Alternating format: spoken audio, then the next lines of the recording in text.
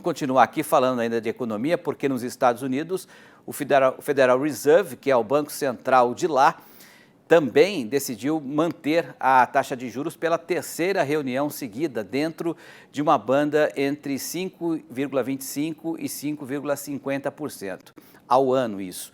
A decisão foi tomada porque a inflação norte-americana também mostra estabilidade, assim como no Brasil.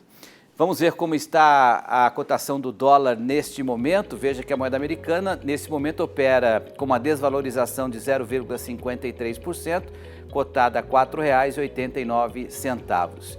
E o Ibovespa, bom avanço, hein? Já avançou mais de 2,5% ontem, depois da decisão do Copom e também lá do Federal Reserve, e hoje subindo mais 1,22% aos 130.938 pontos. Esse é o maior patamar em mais de 2 anos e meio. E para entender quais foram as reações, do mercado financeiro com os anúncios do FED e também do Banco Central aqui do Brasil, eu converso agora com o economista do Terraço Econômico, Caio Augusto. Ô Caio, é natural que sempre quando a gente tem uma redução de juros, o mercado age de forma positiva, e a gente viu isso de forma muito clara a partir da tarde de ontem. Explica pra gente por que esse fenômeno acontece. Boa tarde. Boa tarde, Petri. Boa tarde a todos que estão nos assistindo.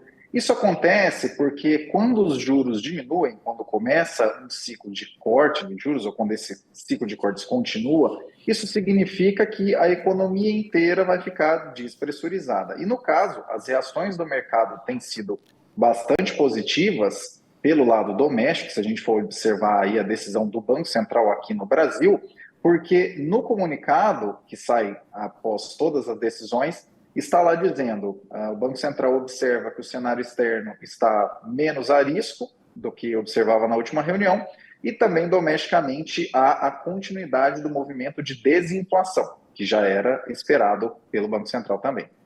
Agora, depois da decisão do Copom, houve um anúncio do próprio Copom dizendo que essa decisão tinha relação com uma atividade econômica aqui no Brasil ainda desacelerando. A gente tinha também um cenário mais favorável em relação à última reunião, e a indicação é de que a tendência é seguir desse mesmo ritmo de taxa de corte de juros na próxima reunião, que acontece no dia 30 de janeiro. Essa é a sua previsão também? É um outro corte de 0,5 ponto percentual no final do mês que vem? Sim, inclusive, uma novidade que a gente teve nesse comunicado agora é que isso foi sinalizado no plural no comunicado. Nas últimas reuniões, desde o início do ciclo de cortes, se falava, olha, se o cenário continuar desse mesmo jeito, teremos um novo corte em mesma magnitude. Nesse comunicado foi falado no plural. Se o cenário continuar desse jeito, teremos o mesmo corte nas próximas reuniões, o que é certamente bastante positivo, e a gente deve ter vários cortes aí para 2024. Agora, a taxa de juros é apenas um item, uma sinalização de uma economia nacional. Em termos de investimentos, qual é o grau hoje do Brasil para atrair investidores? A gente sabe que a taxa de juros está caindo, mas está em um patamar ainda muito alto, mas uma situação política e de questão fiscal ainda muito complexa, qual é a percepção hoje do investidor em relação ao Brasil, hein, Caio?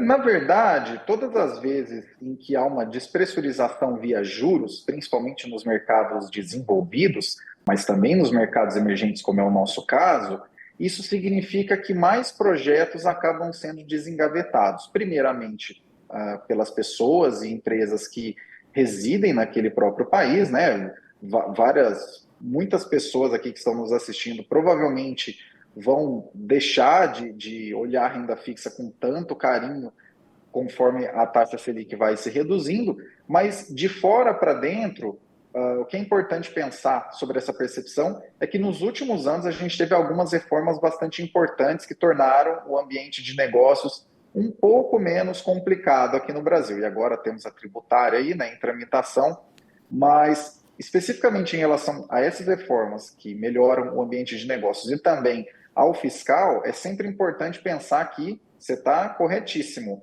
o juro é apenas uma parte disso. Se descuidar do ambiente de negócios, da facilidade de fazer negócios e também as contas públicas não fecharem, isso acaba tendo um impacto bastante negativo para quem investe. Agora, do ponto de vista do agronegócio, o que significa um dólar mais desvalorizado e juros menores? Isso significa maior possibilidade de financiamento, dado que é um setor que se utiliza, né, historicamente bastante, faz parte da estrutura de capital do agro, na média, o financiamento, né, entre safras e tudo mais. Isso significa que facilita esse tipo de transação ao longo do tempo e também, claro, especificamente em relação ao dólar, isso significa que os insumos vão exercer uma pressão menor sobre os custos para 2024, levando em consideração a continuidade desse cenário, claro. Perfeito. Eu conversei com o Caio Augusto, que é economista do Terraço Econômico. Obrigado, Caio, pela sua participação aqui no Mercado e Companhia. Até uma próxima. Boa tarde. Opa, boa tarde. Até uma próxima.